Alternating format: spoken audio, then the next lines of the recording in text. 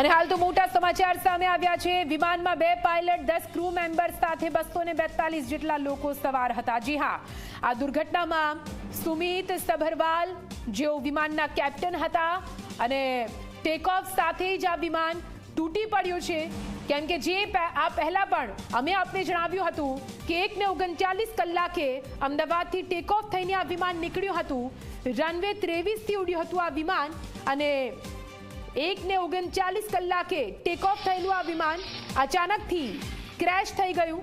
અમદાવાદમાં તૂટી પડેલા વિમાનમાં 242 લોકો સવાર હતા। 242 લોકો સવાર હતા પ્લેનમાં। તૂટી પડેલા વિમાનમાં 2 પાયલટ સહિત 10 જેટલા ક્રૂ, કેબિન ક્રૂ પણ હતા।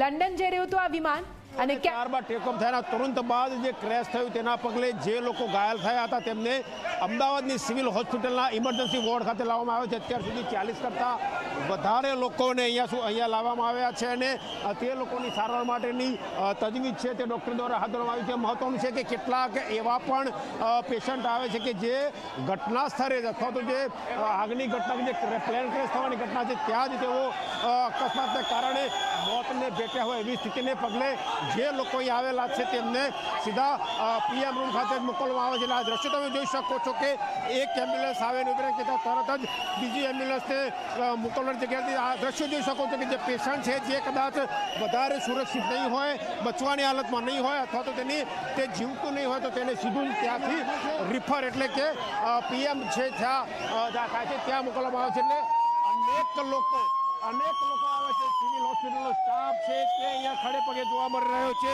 આ દ્રશ્યો તમે જોઈ શકો છો કે અહીંયા લોકો ખૂબ જ મોટી સંખ્યામાં અહીંયા લોકો જે તે સેવા માટે ઉમટી પડે છે। ડૉક્ટરો અહીંયા ખડે પગે જોવા મળી રહ્યા છે। જે ટીમ છે તે પહોંચી ચૂકી છે અને જે લોકોના ડેથ થયા છે તે લોકો પણ અહીંથી એમને જે મોર્ચરી ખરી જ્યાં પોસ્ટમોર્ટમ ખરો ત્યાં મોકલવામાં આવી રહ્યા છે। એક બાદ એક એમ્બ્યુલન્સ અહીં આવી રહી છે અને તેમને અહીંયા સુધી પહોંચવાની એક સુરક્ષિત વ્યવસ્થા જે છે તે તંત્ર દ્વારા કરવામાં આવી છે। કોઈ પણ પ્રકારની કટોકટી સર્જાય તેના માટે શું સ્થિતિ હોય તે ઉત્તમ અત્યારે અહીંયા જોવા